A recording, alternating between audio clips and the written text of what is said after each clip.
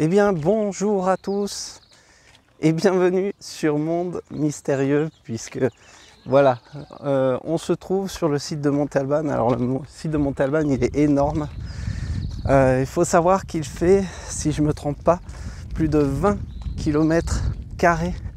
C'est un truc de dingue. Et voilà, là je suis vraiment au début du site, hein. Je suis vraiment tout au début du site. Et vous voyez derrière moi, il y a déjà des structures. On va pour un chemin en particulier, mais le site il est énorme, hein. Le site est énorme. Donc voilà, je vais vous montrer un petit peu. Donc voilà, ici on est vraiment en début de site. Vous allez voir que là ce que vous êtes en train de voir, c'est 3 fois rien, hein. C'est 3 fois rien de ces petites plateformes, et que vous voyez encore peut-être des systèmes de canaux, de filtrage d'eau peut-être encore. Mais bon, voilà, je vais pas m'attarder dessus, puisque vous allez voir que le site est énorme. Et voilà, donc on va... en fait, on suit tout le monde, je suis tout le monde.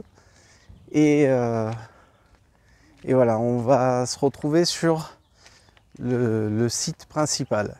Allez, c'est parti. Bon, je vais essayer un petit peu de commenter. Il y a pas grand monde, alors j'en profite pour vous montrer des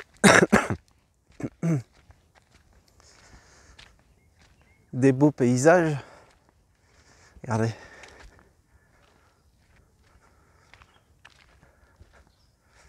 Puisqu'il faut savoir que, je le répète un petit peu, on se trouve donc dans l'état de Oaxaca.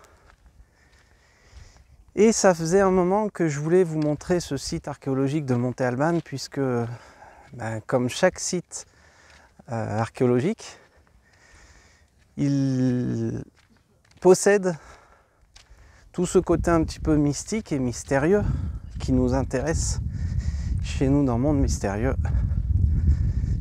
Et vous allez voir que le site est énorme. Vous allez voir que le site il est énorme, il y a énormément de plateformes.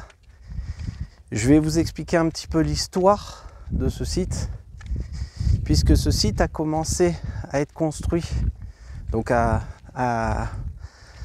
exister à partir du 5e siècle avant Jésus-Christ. Et puis toute l'histoire qu'il a, et malgré la conquête espagnole, etc., il a eu son apogée entre 500 et 800 après Jésus-Christ. Donc c'est là où vraiment il y a eu énormément de... Comment je peux dire ça? Où le site était très connu, il y avait énormément de personnes qui venaient comment dire, pour faire de la politique, pour vendre, etc., pour faire de l'économie, etc. Donc il a eu son apogée entre 500 et 800 après Jésus-Christ. Et petit à petit, il a commencé à décliner jusqu'à l'arrivée des Espagnols, bien évidemment. Et bon, ça, c'est quelque chose qu'on retrouve à chaque fois. Et puis bon, alors, il n'y a pas énormément d'explications sur toutes les structures. Donc je vais essayer d'aller un petit peu là où le vent m'emmène. Regardez, je prends ces petites marches. Et regardez, hop, surprise. On retrouve encore ce système de canal d'eau. Hein, nous, on pense vraiment, mais alors vraiment, hein, que ça servait pour l'eau. Je sais pas si on y voit quelque chose là. Je vais essayer de... Hop. Vous voyez, ça va très très loin, hein. Je sais pas jusqu'où ça va, mais ça va très très loin. Bref. Donc, on va juste monter par ici. Peut-être on va redescendre. Parce que le site, il est vraiment... Il y a deux... si vous voulez... deux centres culturels énormes. Et bon... Donc là, il y a des gens qui prennent des photos. On va les laisser, on va juste s'aventurer un petit peu vers ici. Et bien évidemment, on ne peut pas monter sur toutes les pyramides, hein. Ça, c'est quelque chose Malheureusement, ça on peut rien y faire.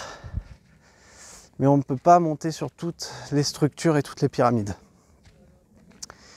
Donc il faut savoir regarder le paysage quand même. Ça faisait tellement longtemps que je voulais vous amener ici dans l'état de Oaxaca pour vous montrer le site de Monte Albán. C'est assez spectaculaire. Hein. Je vais m'aventurer vers là, mais je sais que la suite c'est plutôt derrière moi, donc il va falloir que je redescende. Bon. Donc on voit qu'il y a peut-être de la restauration ici. Allez savoir.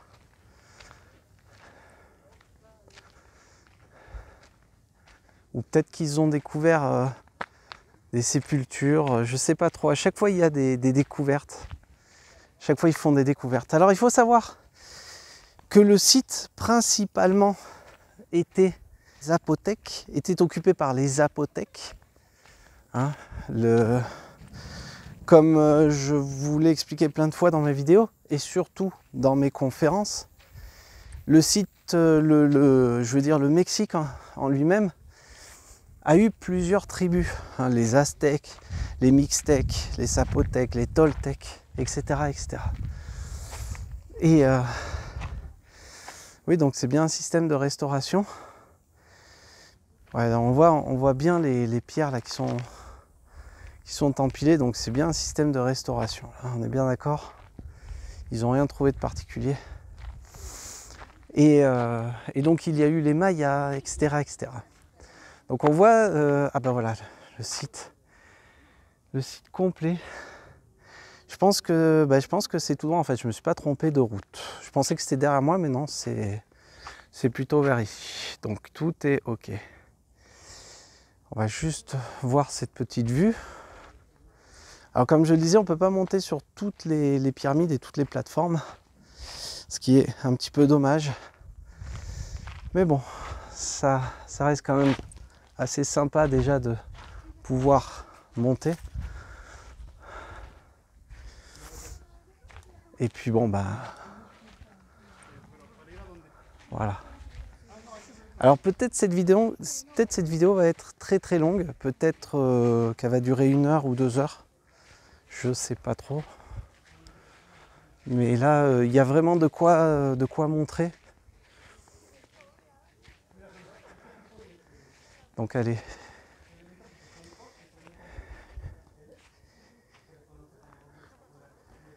Je lis un peu les panneaux.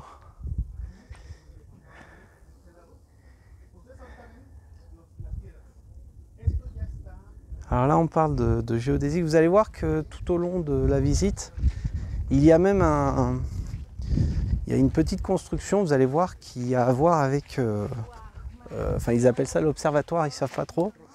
Allez, je m'aventure, on va monter sur notre première pyramide de Monte Albán pour cette visite 2024.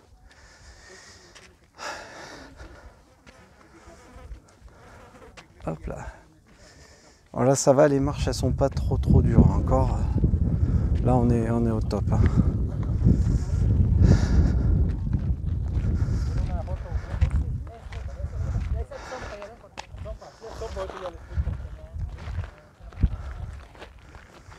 Alors, vous voyez la différence entre une pyramide restaurée et une qui n'est pas restaurée. Ça c'est une pyramide restaurée. Et ça c'est une pyramide non restaurée.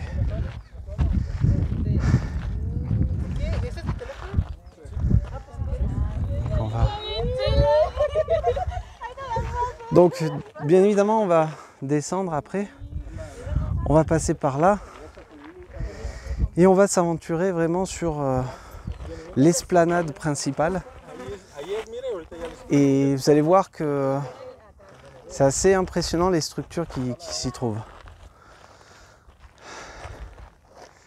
Je vais essayer de passer. ¿Sigue viniendo fila, no sabes? ¿Dónde? ¿No sabes si sigue viniendo fila?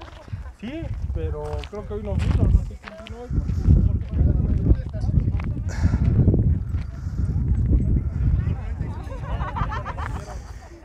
Regardez cette stèle là.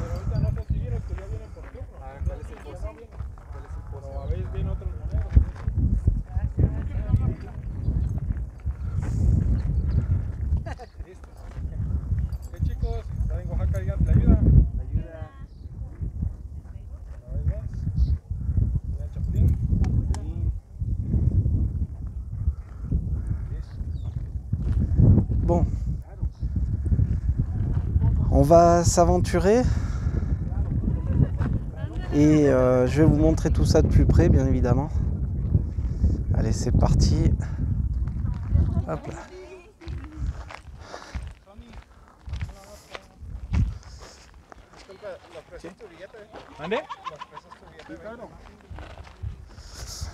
Alors, pour info, j'explique à chaque fois, mais c'est important de savoir. Bon, je vais retourner un petit peu la caméra pour que vous puissiez voir un petit peu ma ganache pour changer.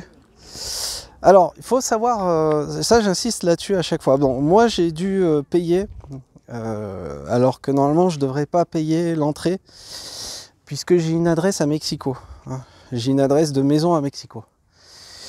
Bon, j'ai réussi quand même à monnayer, parce que normalement il faut payer pour pouvoir filmer, quoi. C'est un truc de dingue. C'est un truc de dingue. Il faut payer pour pouvoir filmer, et j'ai réussi à monnayer à pas payer en fait. Voilà. Bon, je sais pas s'ils ont pris en considération le fait que je parlais bien leur langue ou je sais pas. Mais voilà, ça c'est des petites anecdotes que j'arrive pas à m'y faire après plusieurs années de visite sur ces zones archéologiques et d'années que j'ai travaillé et vécu au Mexique. C'est des choses que j'arrive pas à m'y faire. Bref. Donc bon, on va continuer la visite et on va peut-être pas avoir le temps de monter sur tous les temples, bien évidemment. Et au moins vous avez vu une vue d'ensemble en fait du site de Monte Alban. Voilà. Hop, allez, c'est parti.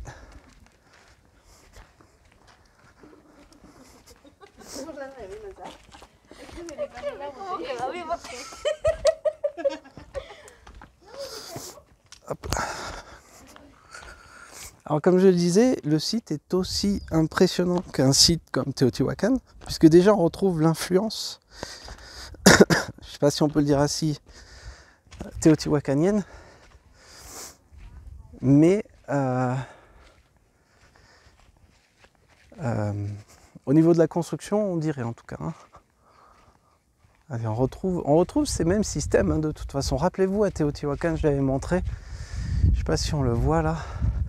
Bon, pour moi, ça a été restauré. Vous voyez, si je montre ça là, ça a été restauré pour moi. Mais c'est le même système de construction de corniche qu'on a vu à Teotihuacan, par exemple. Donc vous voyez que finalement, ces systèmes de construction étaient répartis sur tout l'ensemble du territoire, quoi. Voilà. Alors, on va s'aventurer je ne sais où. Et pourquoi pas ici? Il n'y a personne. Je ne sais pas si on peut monter après par là-bas. On va essayer, pourquoi pas. Moi j'aime bien aller là où personne va. Je trouve ça super parce que déjà d'une, il n'y a personne. On est tranquille.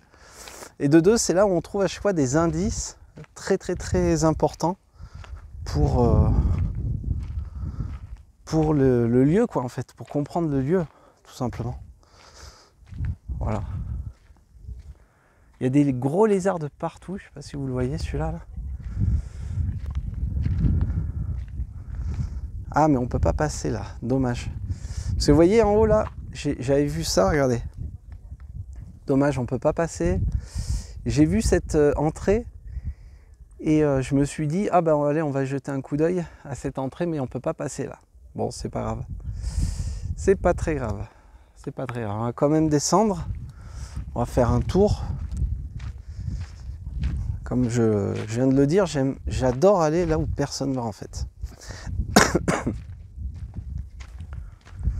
Alors là, on peut s'imaginer qu'il y avait des petites habitations ou, allez savoir, peut-être des réserves de stockage, peut-être de matériel, nourriture. Allez savoir. Bon, je vais juste vérifier un petit peu la vue.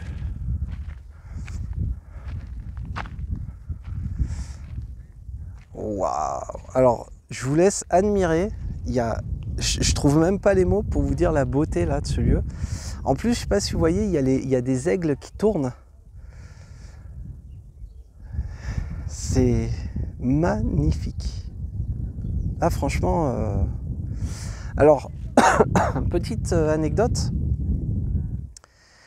Le site de Monte Alban, il est très réputé pour les observations d'OVNI. Donc apparemment, il y a énormément d'observations d'OVNI qui se font sur le site même. Et comme vous le savez, c'est des anecdotes qui nous intéressent, hein, bien évidemment. Puisque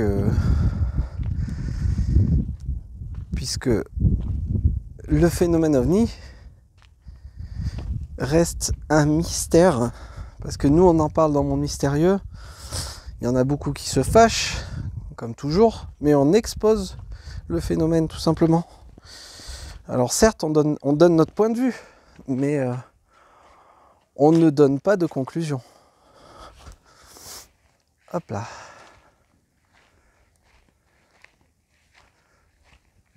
Alors je marche seul. Petit clin d'œil à Jean-Jacques Goldman. Donc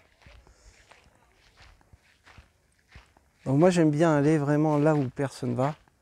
Et il me semble, et je ne veux pas vous dire de bêtises, il y a une plateforme où chaque année le solstice vient taper dans une espèce de caverne comme ça. C'est dommage qu'on ne peut pas y accéder, mais il me semble que c'est celle-ci. Voilà. Alors, j'explique un petit peu. Donc chaque année, vous le savez, il y a le solstice d'été et le solstice d'hiver. Et il y a les équinoxes. Et chaque année, il y a sur une plateforme, c'est peut-être celle-ci, celle qui est derrière moi, parce que comme je le disais, on voit là une petite caverne. Chaque année, il y a le solstice qui vient taper sur une pierre et ça donne un rayon de soleil. Et c'est quelque chose, c'est un événement unique ici à Monte Alban. J'ai eu l'occasion de voir les images, mais je n'ai pas regardé.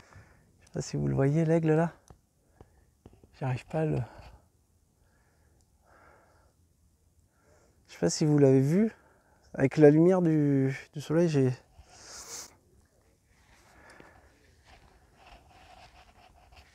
j'ai la réverbération dans les yeux, donc je ne sais pas si vous l'avez vu. Bref. Il y a un aigle qui s'est rapproché, bref.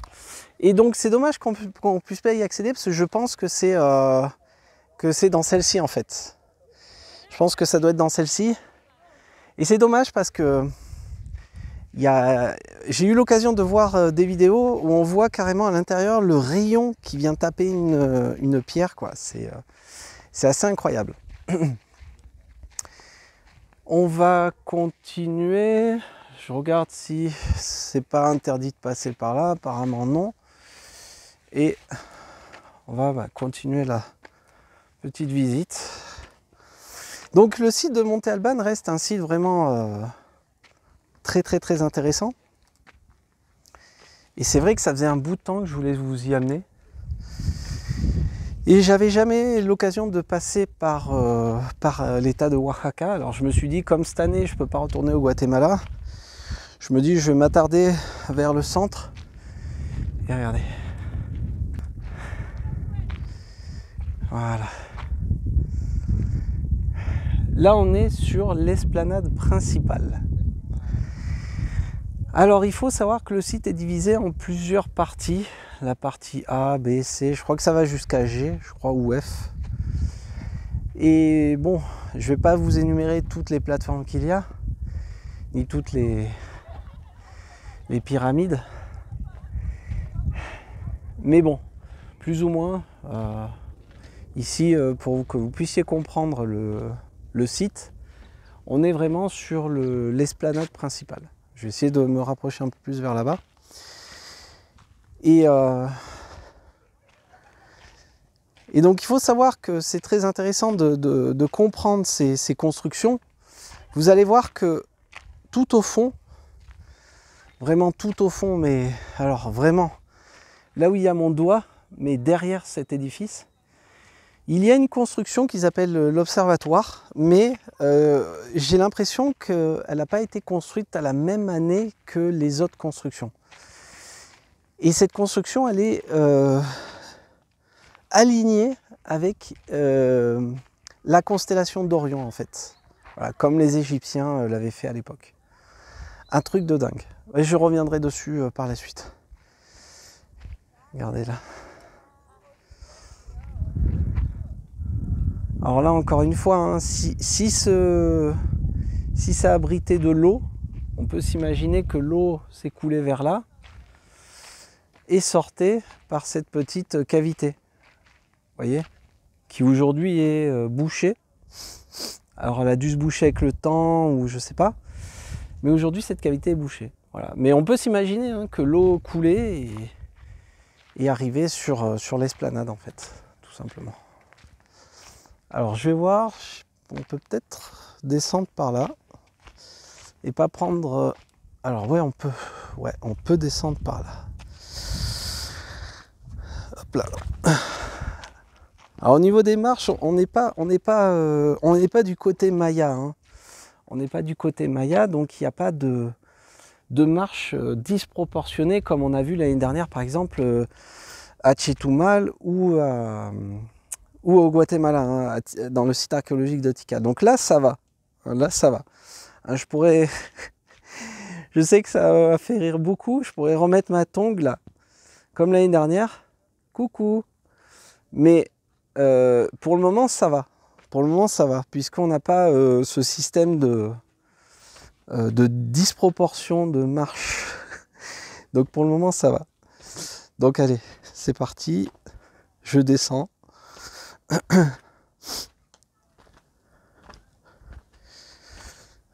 Hop là.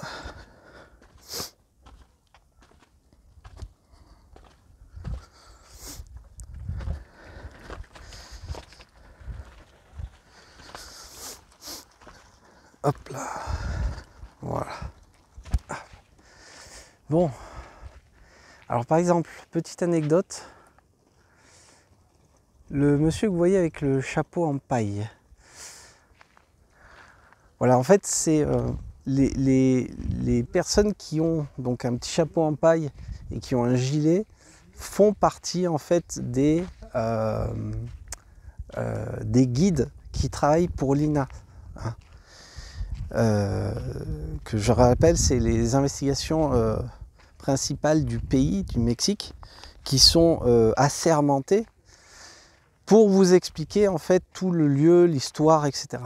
Bon, comme je le disais, nous, le but c'est de vous montrer les structures, puisqu'il y a des choses assez troublantes dans les structures. Hop là. Et c'est pas parce qu'il y a toute une histoire, même après la conquête espagnole, c'est pas trop ce qui nous intéresse. Nous, ce qui nous intéresse vraiment, c'est qui a fait ça et pourquoi. Regardez cette stèle. Et regardez comme c'est assez curieux.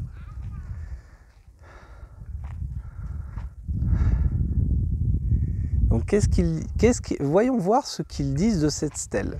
Alors, en même temps que je vais lire, je vais vous la filmer comme ça. Alors, qu'est-ce qu'ils disent de cette stèle? Qu'elle a été trouvée donc par Leopoldo Batres au XXe siècle, qui s'appelle l'obélisque pour le singulier extrême supérieur. J'ai pas trop compris le truc. En fait, ils disent que c'est un espèce d'obélisque.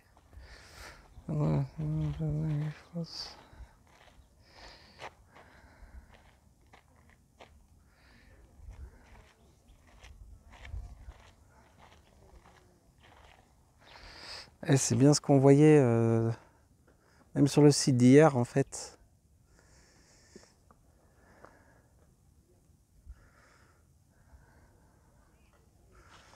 Ok. Bon. Pas énormément d'explications là-dessus.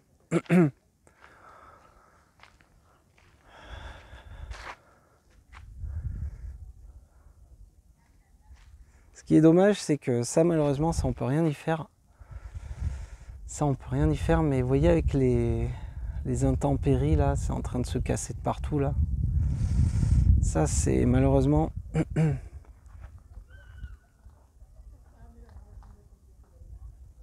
Voilà, ça, malheureusement, on peut rien y faire. Mais c'est assez intéressant comme stèle, puisque ce que je vous ai exposé il y a 2 jours, en fait, on le retrouve en explication ici, hein. C'est bien une présence, une influence maya, en fait. Bon, je vais vous montrer ça, puisque déjà, on voit la stèle qui fait pas partie, en fait, de la déconstruction, hein. Ça, c'est bien un symbole maya. On est bien d'accord, hein. Mais qu'est-ce que les Mayas venaient influencer ici? Parce que regardez, je vous mens pas, je vais vous montrer. Regardez. Ils disent, je vous le montre, hein. Regardez. Je vous le montre ici, là où il y a mon doigt. Des stèles mayas, hein. On parle bien de mayas, hein. Donc, bien évidemment, il n'y a pas énormément d'explications là-dessus. Ah, j'arrive pas à... Bon. Il n'y a pas énormément d'explications là-dessus, seulement pour ces côtés, en fait.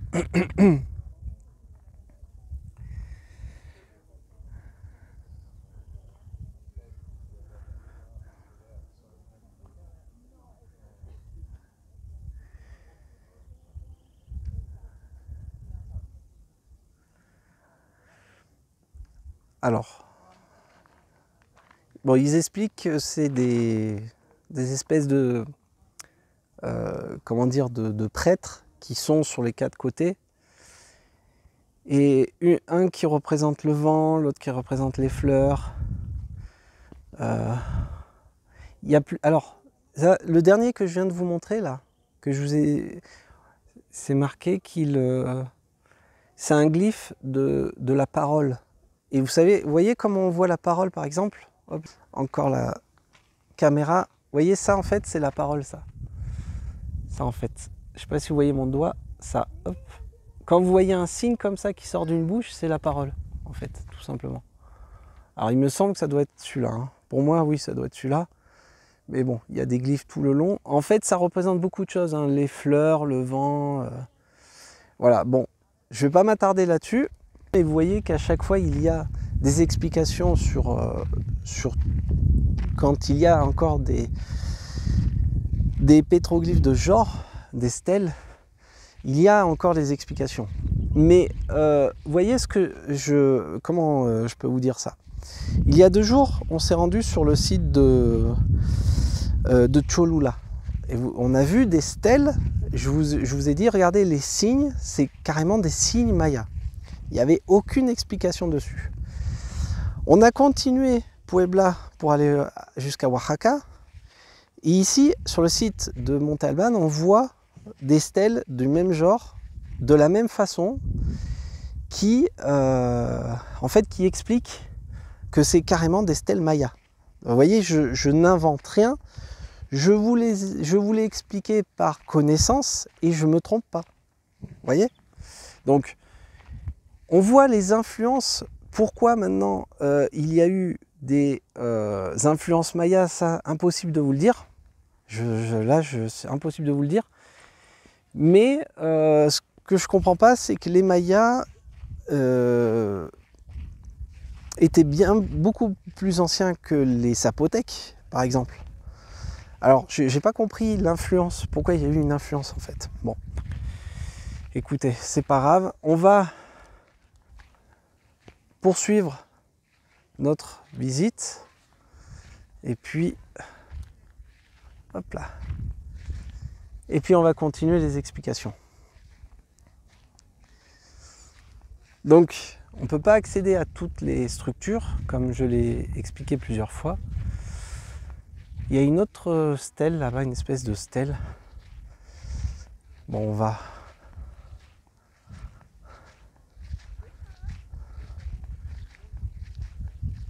De toute façon, vous emmenez sur les principaux. Et après, je vais...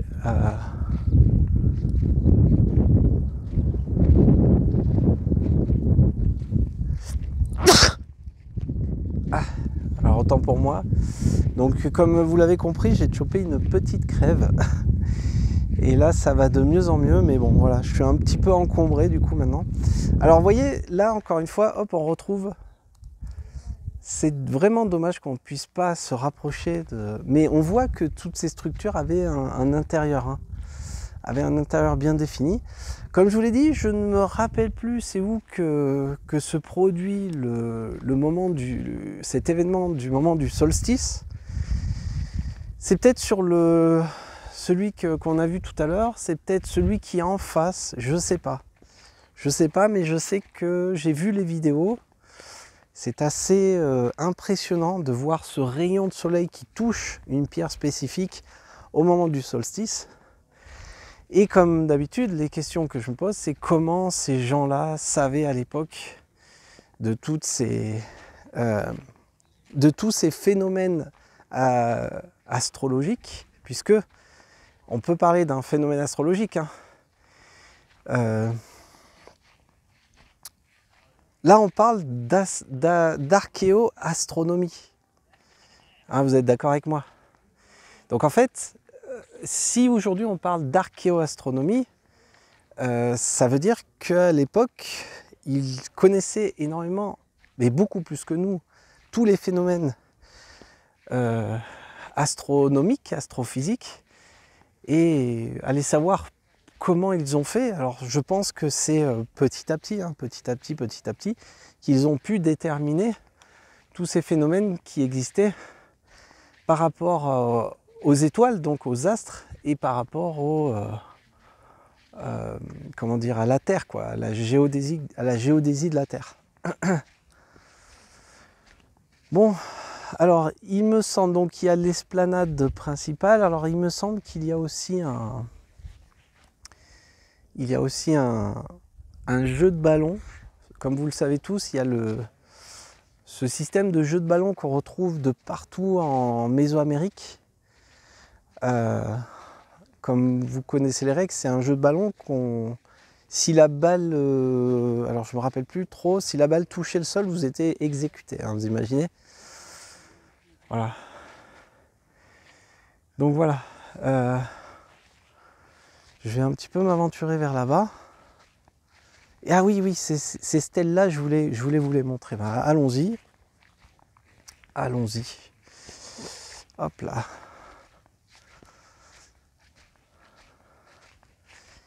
Et bon, voilà, toutes ces constructions identiques qu'on retrouve de partout, hein, sur beaucoup de sites qu'on a été. Hein, on le voit, chaque année, je vous emmène sur des sites nouveaux, mais même des sites pas connus. Hein, il y a des sites qui ne sont pas du tout connus, que je vous emmène, on voit aussi ces mêmes systèmes de construction ou d'interaction avec ces constructions. Hein, la question qu'il faut se poser, c'est à quoi ça servait et pourquoi ils l'ont fait. Hein. Même si nous avons notre petite idée en tête, n'est-ce pas, dans le monde mystérieux, mais voilà, il faut toujours se poser la question. Alors, c'est peut-être ici que je vous parlais du solstice. D'ailleurs, c'est peut-être écrit quelque part. Je vais voir, c'est peut-être ici finalement. Hein. Je vais voir si c'est ici. Non, c'est pas ça. Alors, cet édifice, il l'appelle l'édifice des danseurs. Donc, c'est pas du tout ça. C'est pas du tout ça. Mais je vous passerai, si j'ai l'occasion, une vidéo de... Regardez cette pierre qui est gravée là. Je sais pas si vous la voyez. Je sais pas si vous la voyez.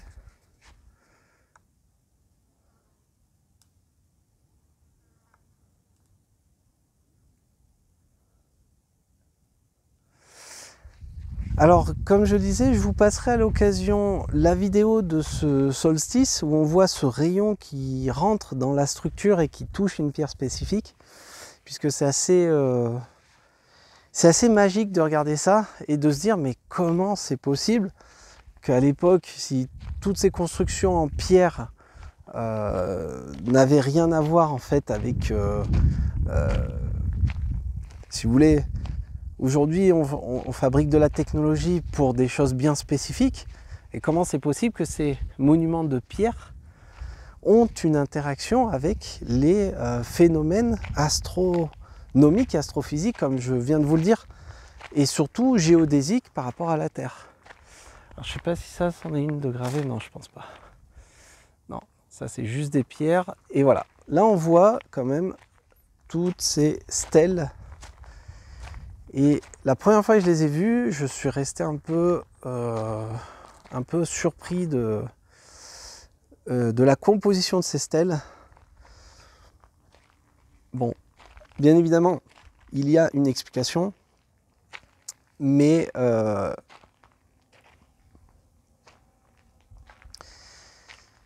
c'est quelque chose quand même de non courant chez les Zapotèques. Ça se rapproche beaucoup plus d'un langage maya que d'un langage zapotéca. Hein. On est bien d'accord là-dessus.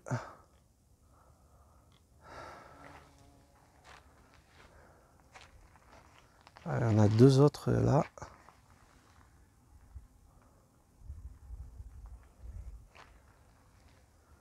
Je sais pas si vous voyez la figure là.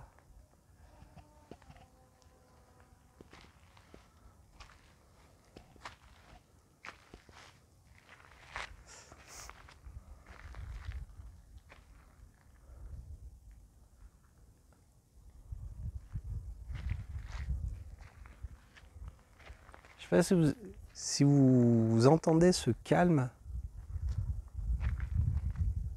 Alors, je vais juste vous montrer la fin de ces stèles.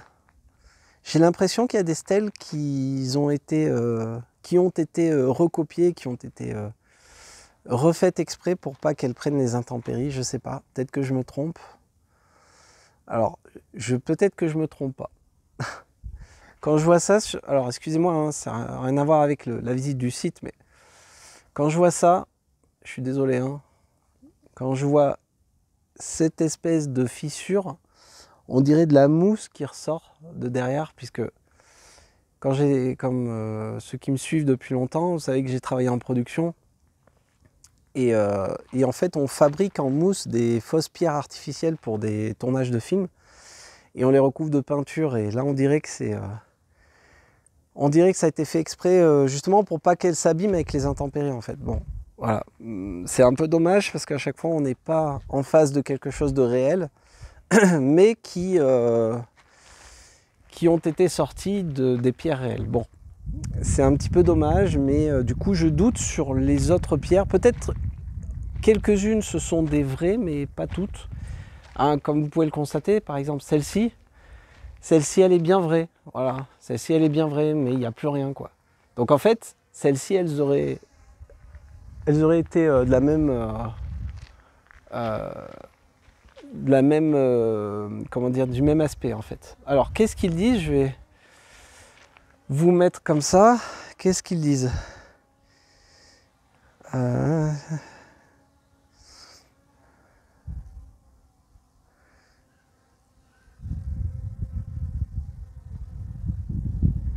Alors, si vous entendez, regardez, si vous entendez, je me suis aperçu qu'il y a un drone qui tourne autour de moi. Je ne sais pas si vous le voyez.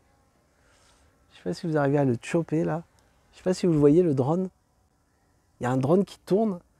Depuis tout à l'heure, on entend bzzz, c'est un putain de drone qui tourne. Bon, bref. Alors là. Alors je peux pas tout vous dire bien évidemment, mais je vais retourner un peu. Mais en fait voilà, ils expliquent, je vais me mettre comme ça, ils expliquent que ces pierres, hop, ces stèles plutôt, ça représente alors, il y en a, ça représente les gouvernants qu'il y avait, il y en a d'autres, c'était les danseurs, puisqu'on est de côté de l'édifice des danseurs. Il y en a d'autres, celle-ci là, non plutôt celle-ci. Il y en a d'autres qui sont représentées, celle-ci, plutôt vers là, vers celle du fond, celle-ci.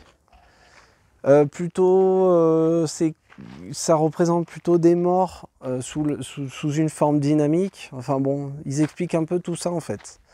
Ils disent que ça fait partie du symbolisme de Monte Alban. Voilà. Pas énormément d'explications, mais bon, c'est un petit peu dommage. Un petit peu dommage. On va continuer. Et puis on va voir c'est où qu'on va s'aventurer. Mais c'est bien d'être venu par là parce que c'est ce que je voulais vous montrer de ces stèles de Monte Alban. Donc du coup, tant mieux. Bon, on va continuer. Je vais passer tout droit. Je sais pas si on peut passer tout droit. Et puis on arrive déjà au bout du site. Et là, c'est ce que je voulais vous montrer. Voilà. Avant de monter sur la grande pyramide, c'est ce que je voulais vous montrer. Bon, ce que vous voyez en face, c'est ce qui nous a le plus troublé la première fois qu'on est venu. Puisque cet édifice, je vais me mettre là sur le côté, cet édifice s'appelle l'Observatoire. Je ne sais pas si vous le voyez bien avec la réverbération du soleil. C'est pas top. Et je vais me mettre là sur le côté. Et vous allez comprendre pourquoi cet édifice est intéressant à comprendre, à savoir, à connaître. Voilà, je vais faire comme ça. Hop, voilà. Alors, il faut bien comprendre. Cet édifice, pour moi, je peux me tromper bien évidemment, mais pour moi, c'est pas un édifice qui a été fait en même temps que les autres constructions, c'est-à-dire que celle-ci, etc., etc. Pourquoi ? Déjà, ils n'ont pas utilisé les mêmes méthodes de construction. Hein, déjà. Ensuite, cet édifice est en forme de pointe. C'est-à-dire, ils ne savent pas, à l'heure d'aujourd'hui, ils ne savent pas du tout pourquoi. C'est-à-dire, si je ne me trompe pas, l'angle qui est en face de nous, donc vraiment l'angle là, hein, qui est, on va se rapprocher, l'angle qui est vraiment là en face de la caméra, c'est la pointe de la flèche en fait. C'est comme une flèche. C'est une flèche et cette flèche, elle est pointée donc ici. Donc vous allez me dire ici, il n'y a rien de spécial, de spécifique, non. Mais par contre, quand vous regardez le ciel, elle est pointée sur la constellation d'Orion. En fait, comme faisaient les Égyptiens à l'époque. Voilà. Alors, me demandez pas pourquoi, ni dans quel but, là, impossible de vous dire. Là, j'ai aucune explication à vous donner par rapport à ça. Et ce qui est sûr, c'est que, alors, hop, comme d'habitude, j'essaye de, voilà. Voilà, honnêtement, je suis un petit peu limité là pour ce qui est de l'explication de cet observatoire. Mais c'est comme ça qu'ils l'appellent, l'observatoire. Puisque voilà, cet angle, là on le voit bien l'angle, hein, cet angle est pointé vraiment sur la direction de comment dire, de la constellation d'Orion. Voilà. Voilà. Et on voit, alors ça je ne l'avais pas vu la première fois, regardez. On voit les grosses pierres qui sont pétroglyphées carrément. Je ne l'avais pas vu la première fois, vous imaginez? Regardez, je ne sais pas si vous voyez. Là, ça c'est exceptionnel hein, ce que je suis en train de vous montrer parce que même moi j'étais pas du tout au courant quoi. Alors pas du tout. Je suis assez surpris. Alors allez savoir si c'est Sapothèque ou si c'est autre chose. C'est impossible de vous dire. Là, hein, impossible de vous dire si c'est plus vieux, si c'est... je sais pas du tout. Je sais pas du tout.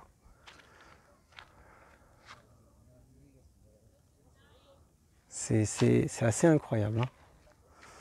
Alors je sais pas si toutes les pierres sont gravées. Ouais, en fait, toutes les grosses pierres sont gravées en fait. J'avais pas fait gaffe ça la première fois. Là, je découvre en même temps que vous. Hein.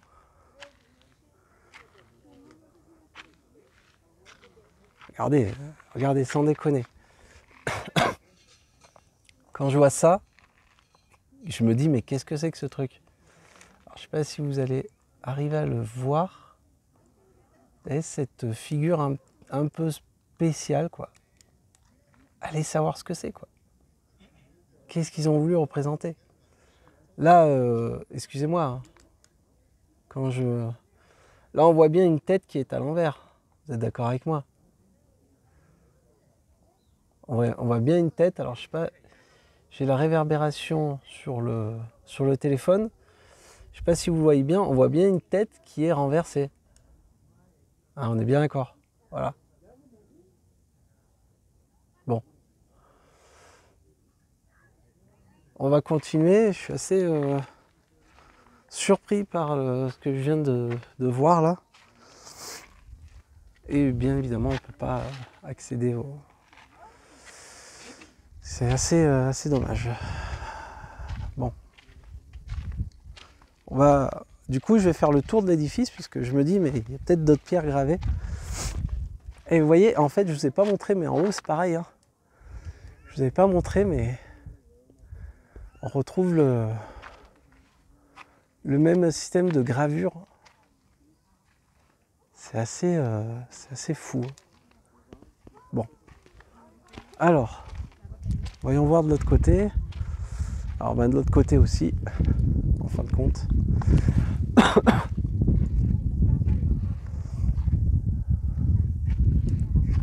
Mais alors là, impossible de vous dire si c'est du zapothéquin ou du mixtéquin. Là, c'est vraiment... regardez ces hiéroglyphes, quoi. On se croirait vraiment... Alors, je sais pas si vous... J'espère que vous le voyez bien à l'écran. Hop. Je sais pas si vous le voyez. Alors, attendez. Hop. Regardez ce système de hiéroglyphes.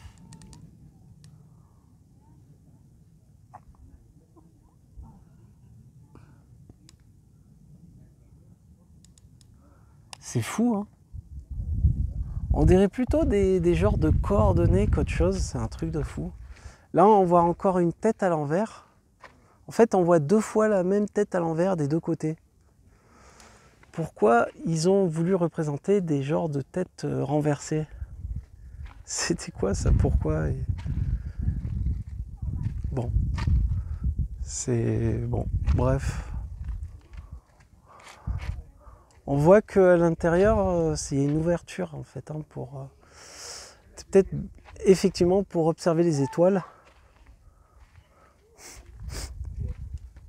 Enfin, c'est vraiment un édifice troublant, je dirais, puisque on dirait que cet édifice ne fait absolument pas partie de la construction de site de Monte Albán. Alors, je sais pas si on peut s'aventurer un peu. C'est dommage, putain. Non, vous voyez, c'est... je sais pas si vous... C'est carrément le cul-de-sac, quoi. Un cul-de-sac. Ouais. Et là, j'ai pas trop compris, parce qu'en fait, regardez, ce que je viens de m'apercevoir. Je vais essayer de reculer la caméra pour que vous puissiez voir comment il manœuvre les... Regardez, là, ils ont construit un mur donc, pour mettre le portail. Et en fait, entre le mur et le véritable édifice, donc, on voit ce creux. Et là, on comprend de suite que, en fait, c'est le... Comment dire? Je ne sais pas si vous le voyez bien. Là. Voilà. Et là, en fait, on s'aperçoit que le véritable édifice, c'est pas les premières pierres, en fait. Hein. Donc, on voit la différence entre ce qui a été rajouté ici, ça a été rajouté, et ça, c'est d'origine, en fait. Hein. Vous voyez la coupure, là, comme ça, c'est d'origine. Bref. Donc ça, c'est des choses qu'on s'aperçoit à chaque fois, puisque Bon, ils font ça dans le but justement de préserver par rapport au tourisme de masse et tout ça, mais c'est un peu dommage. C'est un peu dommage puisque ça dénature complètement. Et pardon, on voit, hein, parce que regardez, on voit la jonction là. Bon, c'est-à-dire en même temps qu'ils ont, si vous voulez, restauré l'édifice, ils ont rajouté ce mur. C'est un petit peu dommage. Donc là, on voit bien, hein, observatoire astronomique. Ils ont écrit observatoire au pluriel, donc il y avait plusieurs observatoires. Et vous voyez là, ce que je vous expliquais, alors je ne sais pas si vous le voyez un petit peu, donc la direction, hein, vous voyez cette direction de pointe en fait, voilà, qui part ici, et comme je vous ai expliqué. Donc ils avaient quand même, on s'aperçoit, alors je vais du coup faire le tour de cet édifice. C'est vraiment dommage qu'on puisse pas monter sur le site lui-même.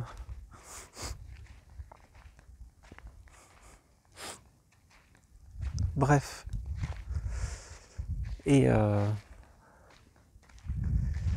hop, voilà, on a fait le tour avec une autre petite entrée qui, je pense, ouais, c'est la même chose. Vous voyez, ça tourne vers la droite, mais impossible de voir quoi que ce soit. Bon.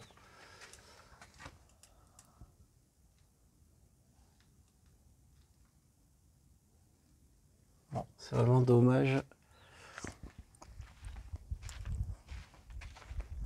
Alors.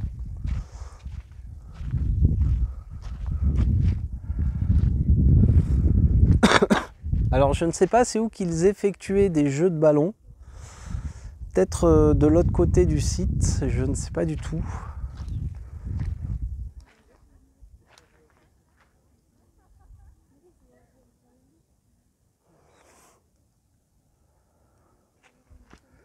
On voit qu'il possède un espèce de ballon à ses pieds. Donc je ne sais pas si il avait une influence aussi cet édifice par rapport au jeu de ballon.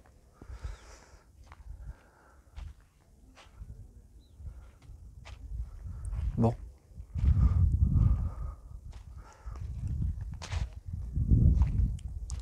Alors.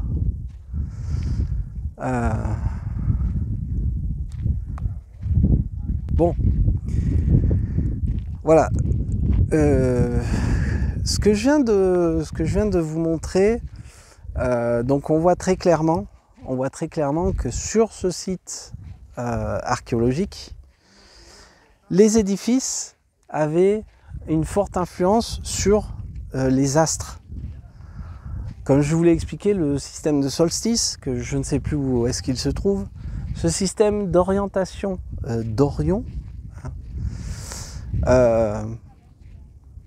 donc on sent quand même que les apothèques, enfin moi j'ai l'impression que c'est pas les apothèques, c'est peut-être une civilisation beaucoup plus ancienne que les apothèques, avait en fait cette connaissance, je ne sais pas si vous me voyez bien, avait cette connaissance en fait de tous ces phénomènes terrestres et astronomiques et astrophysiques et géodésiques, puisque ça avait une interaction avec la Terre. Maintenant, pourquoi?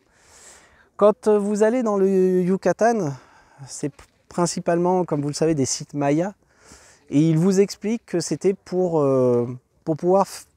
l'agriculture, par exemple, puisque ils déterminaient, par exemple, quand il y avait des pluies, des saisons de pluie ou des saisons de forte chaleur, ils regardaient la Lune. J'ai beaucoup discuté avec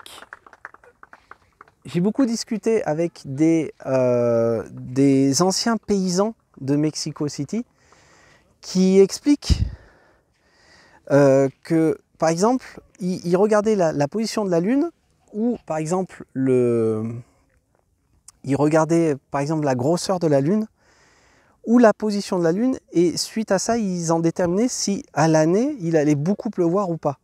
Donc s'ils voyaient que la Lune était bas, ils se disaient par exemple ah oui, il va beaucoup pleuvoir cette année, donc ils faisaient pousser le double par exemple. Ou si la lune était un peu plus haute, ils disaient ah cette année il va pas trop pleuvoir, on va planter très peu, hein, etc., etc. Donc le but de savoir de ces solstices, etc., peut-être ça avait un intérêt justement pour l'agriculture. Mais bon, ça reste quand même très très très astronomique, tous ces phénomènes qui ont une interaction avec ces structures de ce site. Donc on est un peu dans le doute, mais bon, on va rester sur l'explication officielle que c'est pour l'agriculture. Alors je vais monter sur la grande pyramide, peut-être avant de monter, puisque comme je le disais, là on est sur la place principale, hein, sur l'esplanade principale. Je voulais vous montrer le jeu de ballon. Bon, c'est un peu dommage. On l'a vu plusieurs fois dans le Yucatan, donc c'est pas très très grave. Je voulais quand même vous le montrer. Donc du coup, je vais vite vous montrer cette partie. Voilà, cette partie du site. Hop.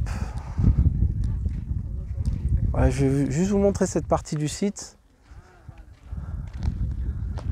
Et puisque on est passé du côté droit,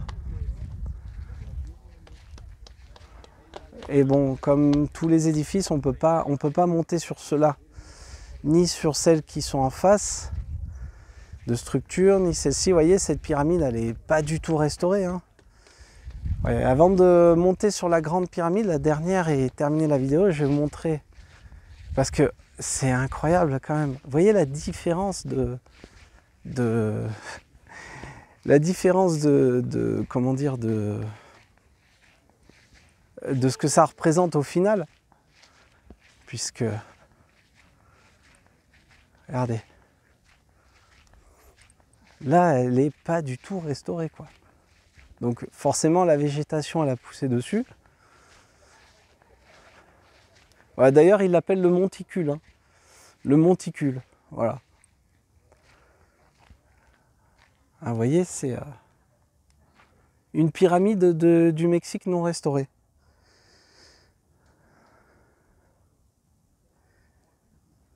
Alors comme je vous le disais, on est sur la place principale qui s'appelle la Grande Place.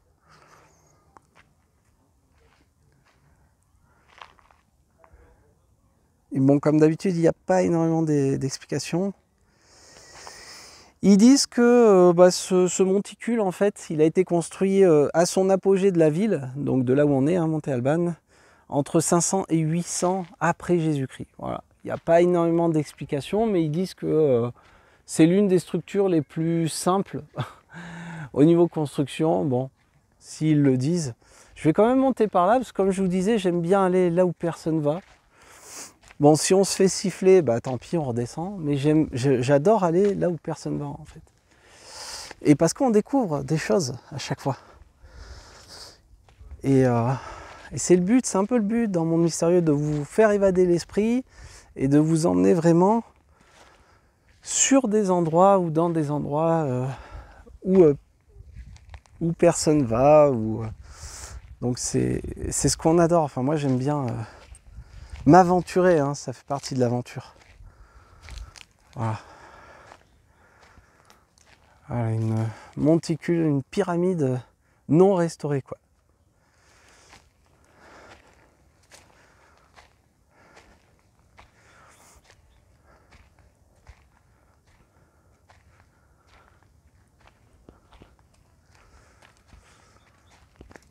Et alors, comme je l'ai expliqué plusieurs fois, comme chaque année on vous emmène sur des sites tels que celui-là, Monte Alban, on voit bien une autre sculpture.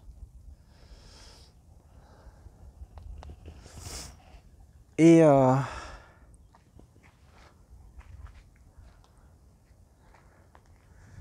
j'espère qu'il ne va pas pleuvoir, parce que là s'il pleut ça va caler d'un coup.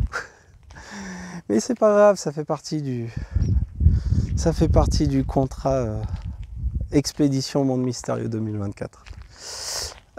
Oui, donc je disais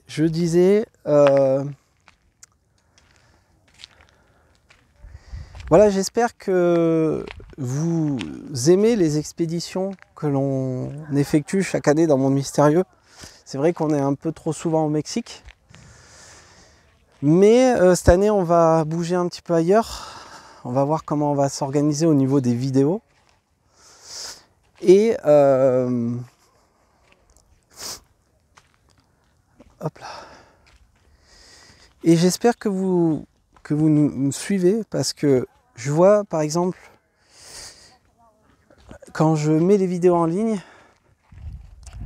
voilà, je vois parce que par exemple quand je mets les vidéos en ligne, il y a quasiment aucune vue, donc j'espère que ça vous convient ce qu'on fait.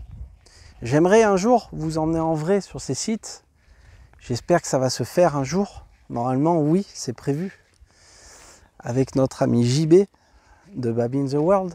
On est en train de voir ça, on est en train d'en parler.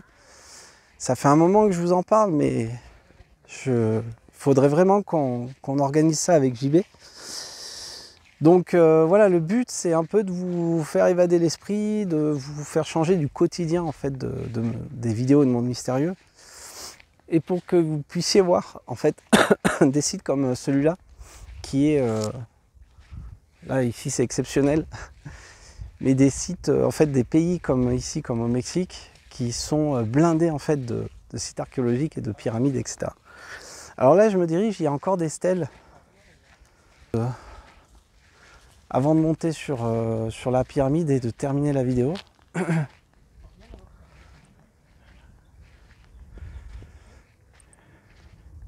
Et je pense encore une fois que... Eh oui, regardez. Ça, c'est des stèles complètement fausses, en fait. Regardez.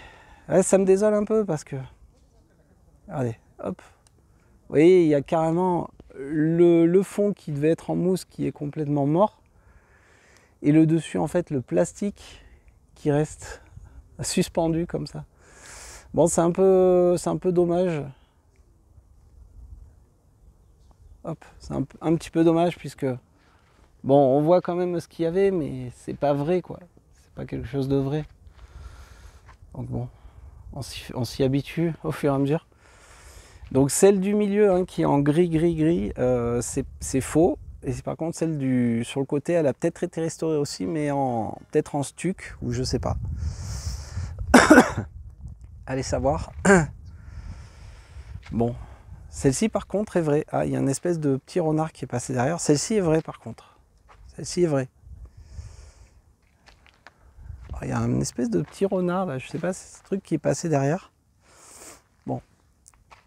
On va... je vais vous montrer les autres stèles et puis on va...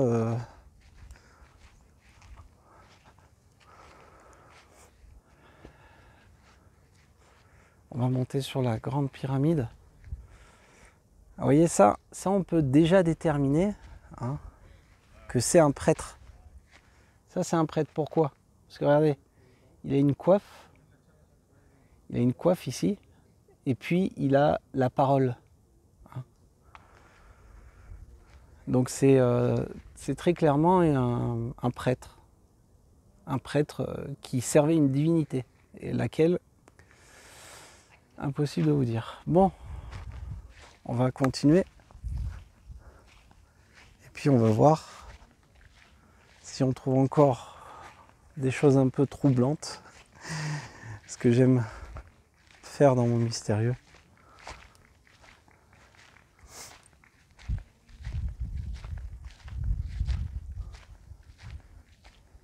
Alors, il y a des endroits. Écoutez, je vais juste faire un... Écoutez juste, je laisse une minute comme ça, écoutez le calme.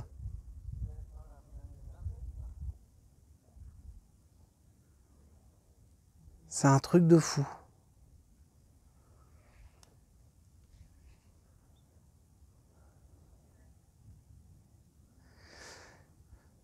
Alors, on est en train de voir ça avec notre ami Martouf.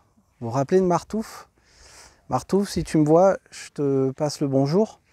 On est en train de voir ça avec notre ami Martouf, puisque on est en train de mettre en relation les sites avec l'acoustique Puisque là, par exemple, si vous vous mettez ici, vous avez l'impression d'être enfermé dans une bulle, en fait. Une bulle où il n'y a pas de bruit, comme on était là-bas devant les autres stèles. Là-bas, je ne sais pas si vous voyez mon doigt, quand je vous ai montré les stèles un peu vers là-bas. Et en fait, on a l'impression d'être enfermé dans une bulle où il n'y a aucun bruit. C'est un truc de dingue. Et souvent, ça, on le retrouve dans les sites archéologiques. Et on en a retrouvé, on a ressenti la même chose quand on était du côté du Yucatan, par exemple. Sur, je me rappelle plus comment s'appelait le site, où je suis resté en haut d'une pyramide pendant 30 minutes. Et je me suis senti sans bruit, sans rien, je me suis senti super bien. Donc c'est quelque chose que, je sais pas, c'est bizarre au niveau de l'acoustique. Hein. Encore une fois, je pense que ça n'a pas été choisi au hasard, le fait d'effectuer ces constructions ici. Et ça, c'est des éléments importants qu'on est en train de développer avec d'autres chercheurs, donc notamment Martouf. On verra aussi, parce qu'on est en train de lancer le projet film documentaire. On verra avec Nantes, on verra avec Jérôme Maury, je vais essayer de le faire revenir sur la chaîne. Donc on s'aperçoit que il n'y a jamais de hasard concernant la position de ces sites et de ces structures. Bon, je vais monter parce que ça a l'air bien étroit et voilà, je vais vous montrer un peu tout ça et puis je pense terminer la vidéo étant en haut. Hola, hola. Bien, bien. Es que estoy grabando. Ahorita. En fait, le gentil monsieur m'a montré des petites sculptures qu'il effectue lui-même, qui m'ont interpellé, donc je voulais voir quand même ça. On va voir en descendant si on peut peut-être vous en filmer ou peut-être lui en acheter carrément, quoi. Allez, hop, c'est assez étroit là. Et les marches sont plus ou moins disproportionnées. Mais ça ne veut pas dire qu'on se retrouve avec des marches qui font plus de 1,50 m. Comme on a vu par exemple l'année dernière à Chetumal ou alors sur le site de Tikal au Guatemala.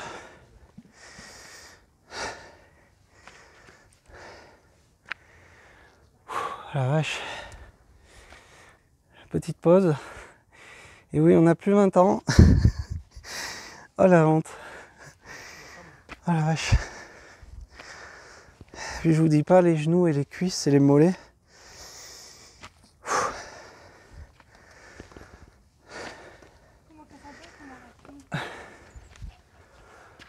Allez, on y arrive, on y arrive.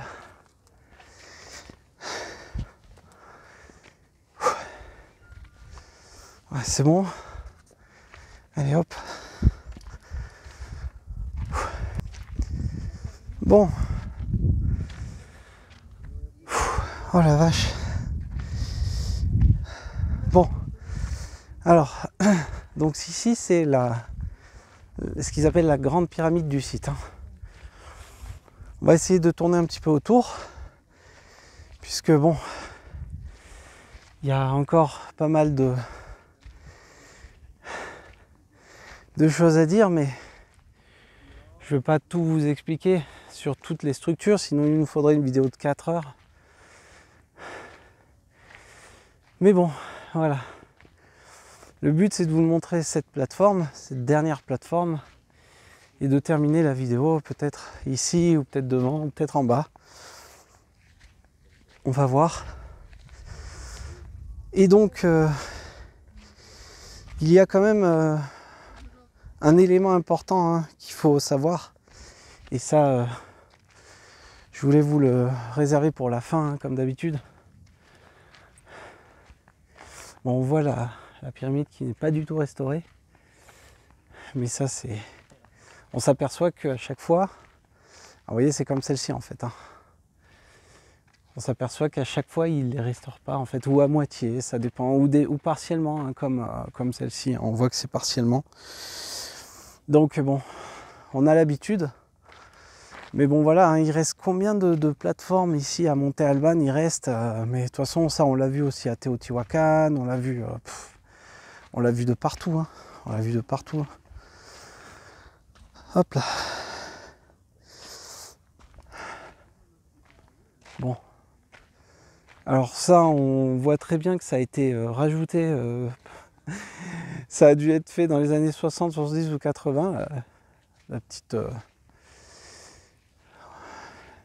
on va dire la grosse jardinière là. Ça, on voit que c'est... On voit que c'est nous quand même. On voit la différence. Mais bon, voilà, on tourne derrière cette pyramide qui est en hauteur de cette grande place, ce qu'ils appellent la grande pyramide de Monte Alban. Rien de bien exceptionnel. On peut peut-être voir les différentes étapes, ce que j'appelle les différentes couches. Voilà là, vous voyez mon doigt là. Alors, là. Vous voyez que c'est une étape. Celle-ci c'est peut-être une deuxième étape, etc., etc. Donc, bon, comme d'habitude, la question qu'il faut se poser, c'est pourquoi faire des pyramides à plusieurs étapes? Alors, vous voyez, ça quand même, je vais quand même, vous voyez ce symbole? Alors là, la pierre est vraie, hein. Là, je vous garantis que la pierre, elle est vraie. Allez. Je vous garantis que c'est vrai, hein. Je la touche, je vous garantis que c'est vrai. Et regardez ce symbole, j'insiste. Regardez ce symbole, vous savez c'est où qu'on le trouve ce symbole? C'est pour ça que là il y a vraiment eu, et je confirme, une influence maya, mais un truc de dingue, hein.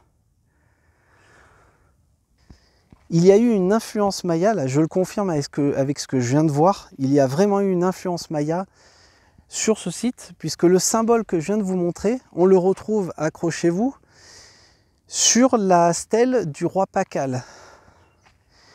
Je le rappelle, le roi Pakal, le roi Kinish-Jana Pakal, qui se trouve dans l'état de Chiapas, sur le site de Palenque, qui a été retrouvé sur le site de Palenque, était l'un des rois de la civilisation maya du côté de Chiapas, qui a vécu le plus longtemps. Je crois qu'il a vécu jusqu'à 80 ans et je crois qu'il a gouverné 60 ans, quelque chose comme ça. Et ce symbole, on le retrouve sur sa stèle funéraire. Un symbole comme ça, un symbole maya, c'est un symbole maya. Mais voyez ce que je ne suis pas expert dans les hiéroglyphes ou les pétroglyphes, ou etc.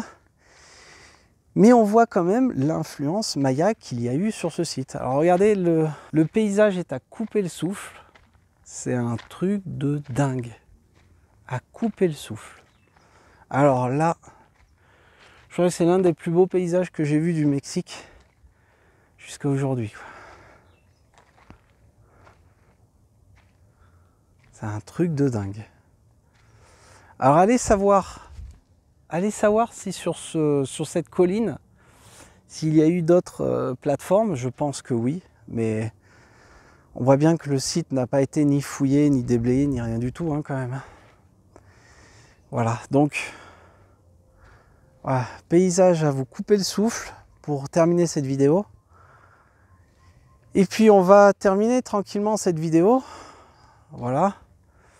Puisque je vous ai expliqué dans l'ensemble ce site de Monte Alban. Et bon, donc comme vous l'avez vu, le site de Monte Alban est énorme. Il est aussi grand qu'un site de Teotihuacan, par exemple, un site Mexica. Ici, c'était les Zapotèques, hein, on est bien d'accord. Et Teotihuacan, c'était Mexica, donc aztèque. Je vois qu'en face, il y a encore des plateformes et je pense qu'il faut sortir du site tout au bout, revenir de l'autre côté. Donc bon, c'est pas très grave. On va terminer la vidéo comme ça.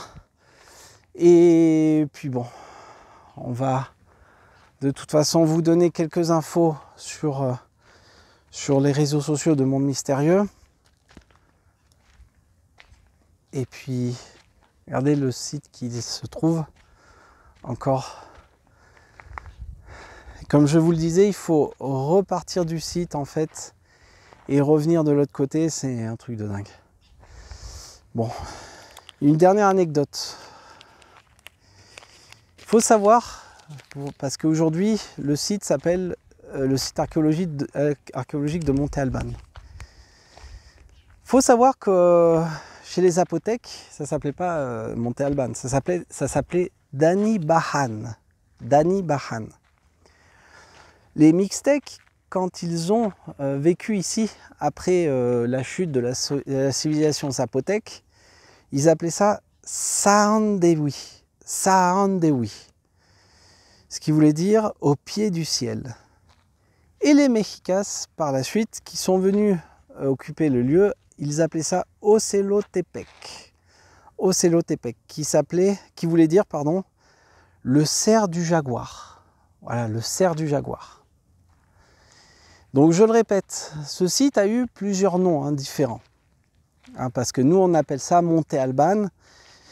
Pourquoi on l'appelle aujourd'hui le site de Monte Alban? Mais je vais vous expliquer tout simplement. Regardez la vue là comme elle est magnifique.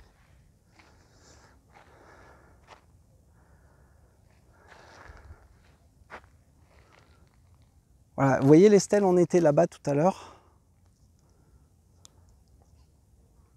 Je ne sais pas si vous le voyez là, au-dessus.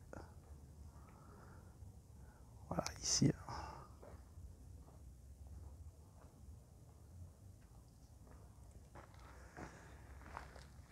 Voilà, donc il faut retenir ces anecdotes très importantes, puisque nous on appelle ça aujourd'hui le site de Monte Alban. Mais pourquoi? Parce que après la conquête espagnole, il y a eu un aristocrate espagnol qui avait acheté ces terres et son nom c'était Montalban. Son nom, pardon, c'était Montalban. Donc ils avaient donné le nom du site entier Monte Alban. Mais il faut retenir que voilà, chez les Zapotèques, ça s'appelait Dani Bajan, donc ce qui voulait dire le mont sacré, rien à voir avec Monte Alban en fait. Et je le répète, chez les Mixtèques, ça s'appelait Saandehui, donc ce qui voulait dire au pied du ciel. Et chez les Mexicas, donc les Aztèques en fait, ils appelaient ça Ocelotepec, ce qui voulait dire le cerf du jaguar. Voilà. Donc ça, c'est des anecdotes qui sont importantes à savoir et à retenir. Alors là, regardez, je me rapproche parce qu'on voit bien les couches successives. Vous voyez, première couche, deuxième couche, troisième couche. Mais en fait, la première, c'était la dernière, bien évidemment. Mais on voit les étapes successives, en fait. Bon, voilà. Je ne vais pas faire cette vidéo plus longue. On est déjà à plus d'une heure, 1h20. Restez connectés, les amis, sur les réseaux sociaux de Monde Mystérieux. Restez parmi nous, restez connectés. Surtout, n'oubliez pas, comme d'habitude, ça nous aide, un petit like, un petit commentaire, un petit partage si vous pensez que la vidéo ça vaut le coup. N'hésitez pas à la partager et puis de toute façon on se retrouve très vite pour de prochaines vidéos. Nous n'allons pas pouvoir effectuer ce qu'on avait prévu de faire cette année, mais c'est pas grave puisqu'on a déjà fait un bon bout de chemin et on va continuer ce chemin et croyez-moi, on vous réserve encore de belles surprises. Allez, je vous dis à très vite les amis, restez connectés et n'oubliez pas que le monde du mystère ne demande qu'à être connu et qu'à être dévoilé. Allez, à très vite, je vous laisse sur cette vue incroyable du site de Monte Alban. Monde Mystérieux 2024. Allez, ciao.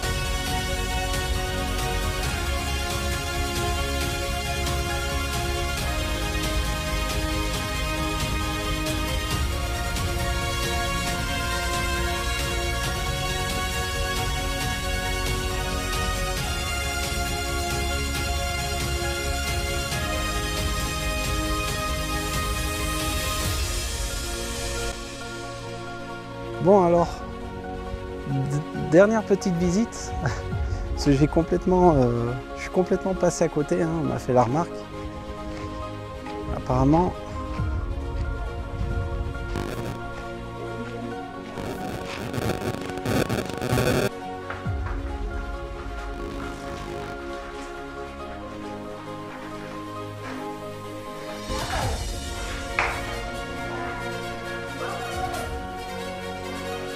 bon, on retrouve.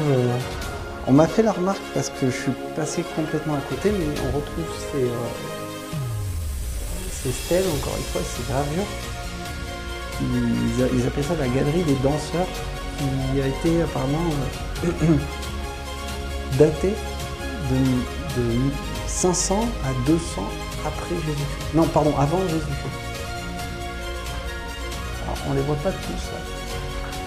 Je sais pas si on peut. Je sais pas si on.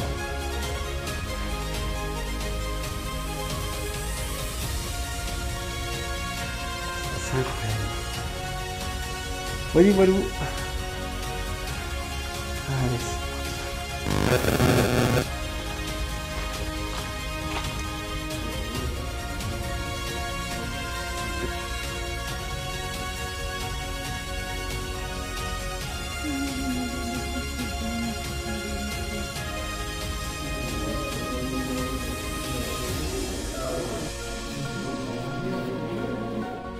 Là, on voit encore une tête à l'envers. En fait, on voit 2 fois la même tête à l'envers des 2 côtés. Pourquoi ils ont voulu représenter des genres de têtes renversées? C'était quoi ça? Pourquoi?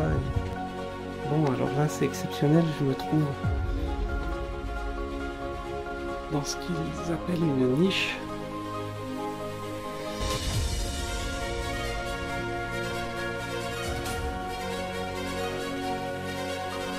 Ça a déjà été.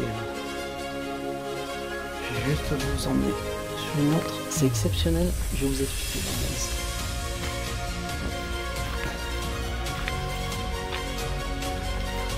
Là, cette pierre comme elle est taillée. Oui, cette pierre. Comme elle est taillée.